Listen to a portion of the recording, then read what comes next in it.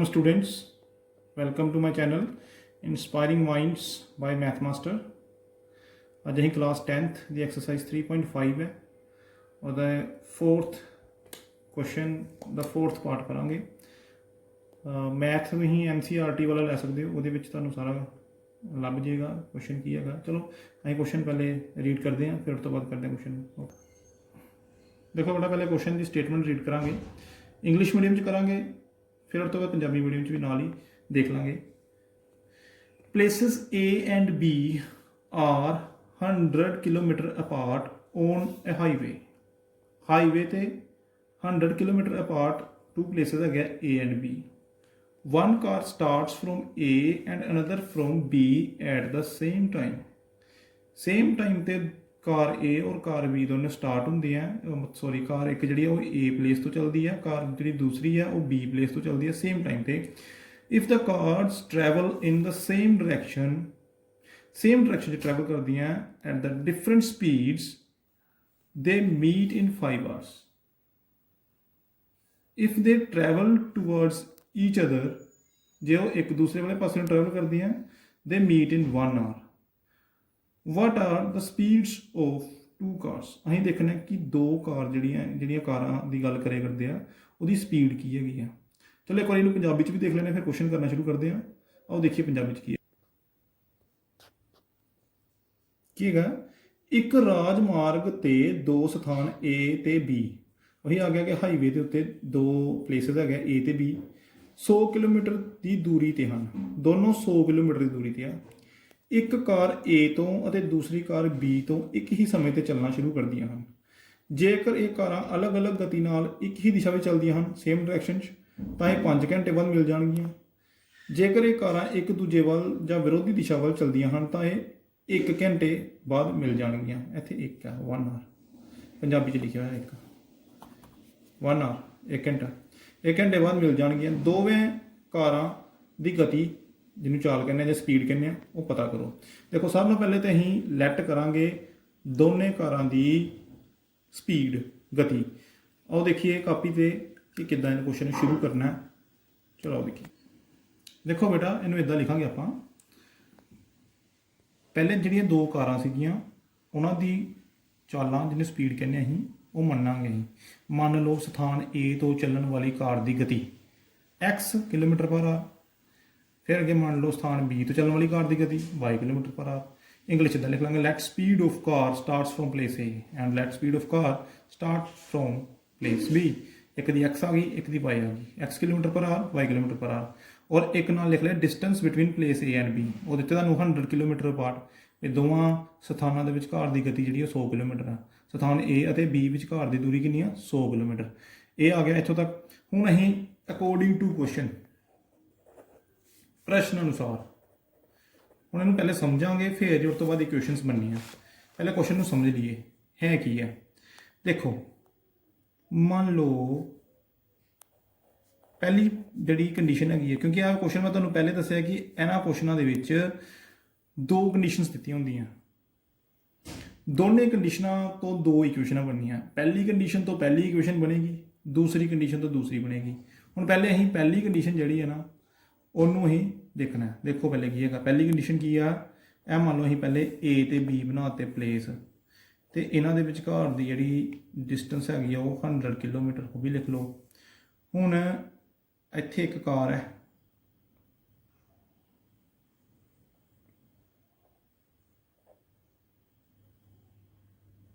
दूसरी कार इत्थे है।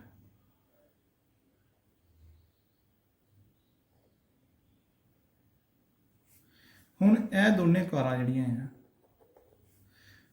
ਕਹਿੰਦਾ ਕਿ ਜਦੋਂ ਇੱਕ ਹੀ ਡਾਇਰੈਕਸ਼ਨ ਵਿੱਚ ਚੱਲਦੀਆਂ, ਇਨ ਦਾ ਸੇਮ ਡਾਇਰੈਕਸ਼ਨ ਜਦੋਂ ਸਟਾਰਟ ਹੁੰਦੀਆਂ, ਮਤਲਬ ਇਹ ਵੀ ਇੱਧਰ ਨੂੰ ਗਈ, ਇਹ ਵੀ ਇਸ ਸਾਈਡ ਨੂੰ ਗਈ, ਦੋਨੇ ਇੱਕ ਹੀ ਡਾਇਰੈਕਸ਼ਨ 'ਚ ਜਾਂਦੀਆਂ, ਤੇ ਕਹਿੰਦਾ 5 ਘੰਟੇ ਬਾਅਦ ਇਹ ਮਿਲ ਜਾਂਦੀਆਂ।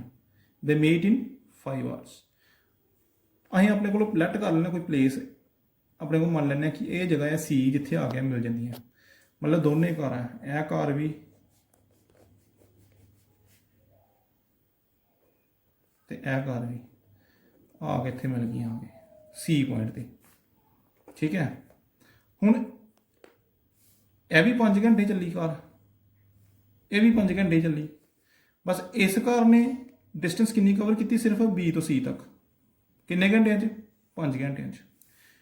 और इस कार ने ए तो लैके सी तक डिस्टेंस कवर की, दूरी तय की, किन्ने घंटे की, इन्हें भी 5 घंटे जी। दोनों का समा बराबर है ना। सो पहली जी स्टेटमेंट है वो ये कहती है कि दोनों कारां ने 5-5 घंटे ही सफ़र तय किया तो पुजे कितों तक, सी तक। वो बी तो चल के सी तक, ए तो चल के सी तक। ओबवियसली सूँ पता लगे करता कि ए कार जी ज़्यादा फास्ट चली क्योंकि 5 घंटे इतने पुज गई, तो ए नालों थोड़ी हौली चली है, इस करके बी तो चली 5 घंटे हले इतने पुजी है। सो अं इनू कि लिखांगे, हम देखो साढ़े को एक फार्मूला होंगे डिस्टेंस जिन्हों आप दूरी कहने is equal to speed into time,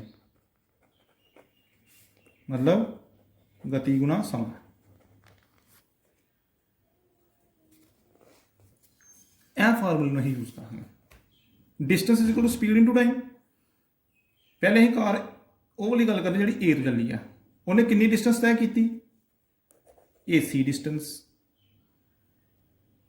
और दूसरी कार ने कितनी की, ए बी। जे मैं ए सी चो A B sorry B C, जे मैं ए सी के विचों बी सी माइनस करदा क्योंकि ए ने इतों तक की, बी ने इतों तक की, दोनों की डिस्टेंस में माइनस कर दीए, ए सी माइनस बी सी, तो कि को आ जाएगा ए बी दे।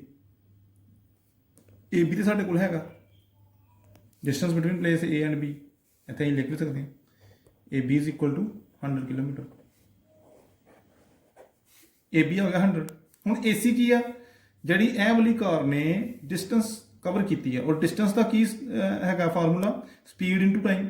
स्पीड इस कार की की मनी है जी प्लेस ए तो चली, उसकी स्पीड की लैट की आप एक्स, और टाइम कितना लिया इन्हें 5 घंटे। सो 5x आ गया माइनस बी सी इस कार की चलने वाली गति जी इस कार ने पूरी की है, सॉरी गति कह रहे बी सी मतलब डिस्टेंस, इस कार ने जिन्नी डिस्टेंस तय की वो बी सी है। तो डिस्टेंस का की फार्मूला इस कार लिए की होएगा, यदी स्पीड तो समा इन्हें भी 5 घंटे लिया। सो समा मतलब टाइम इनटू स्पीड आगे डिस्टेंस, यह फार्मूला इतने यूज हो गया। दूसरी गल इतने लिखना है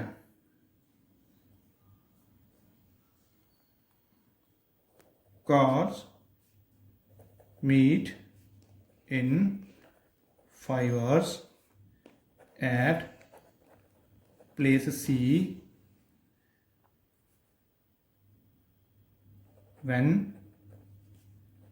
travel in same direction, क्योंकि अं गल कर जो कार सेम डायरैक्शन जा रही, तो उस तो बाद यह क्वेश्चन बनी।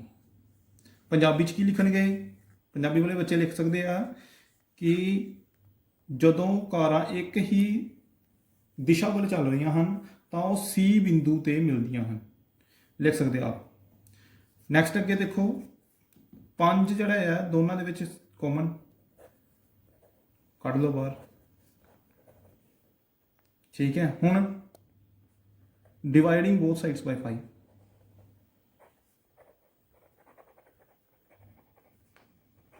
या तो इतने भी कर सकते, नहीं करना कॉमन रहन दो, इस स्टैप में रहन दो। डिवाइडिंग बोथ साइड्स बाय 5, दोवें पासे 5 नाल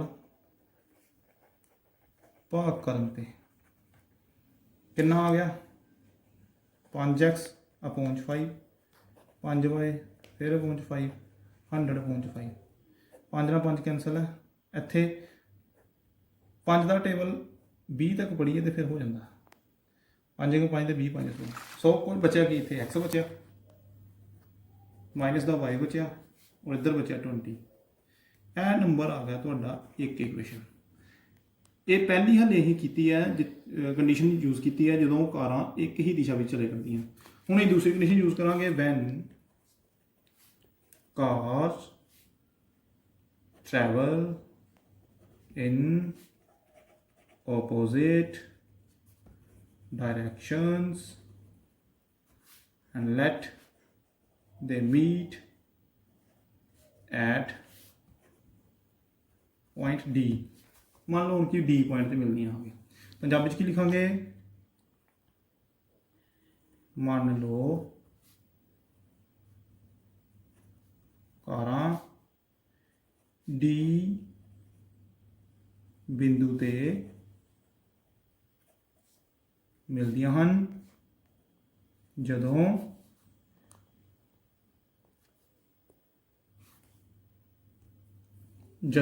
कारां एक दूजे वाल चलदियां हन। हुण फिर बनावांगे, देखो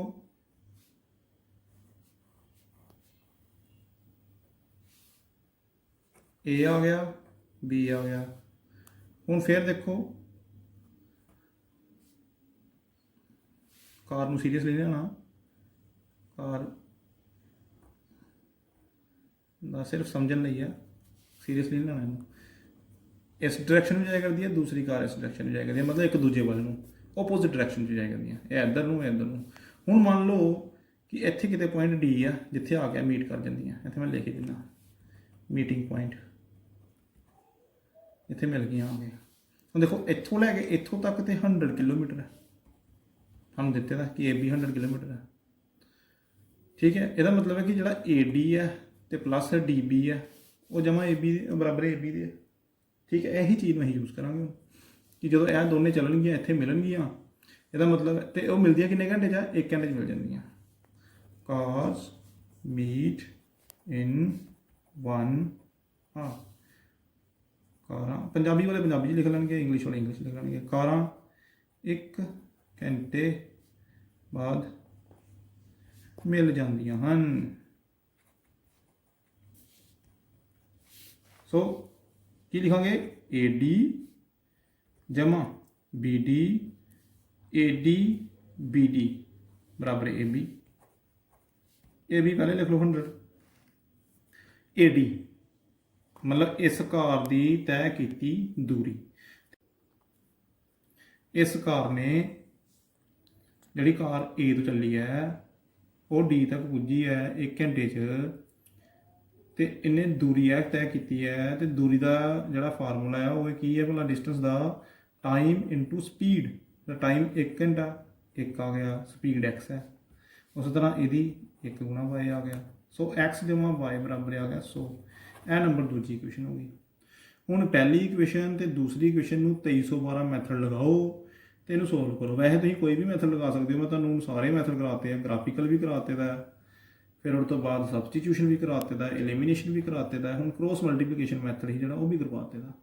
इन्हां दोनों जो जिहड़ा मर्जी, तिन्नां जो चारां जो जिहड़ा मर्जी लगा लो, तो लगा के तुसीं इहनूं सोल्व कर सकते हो।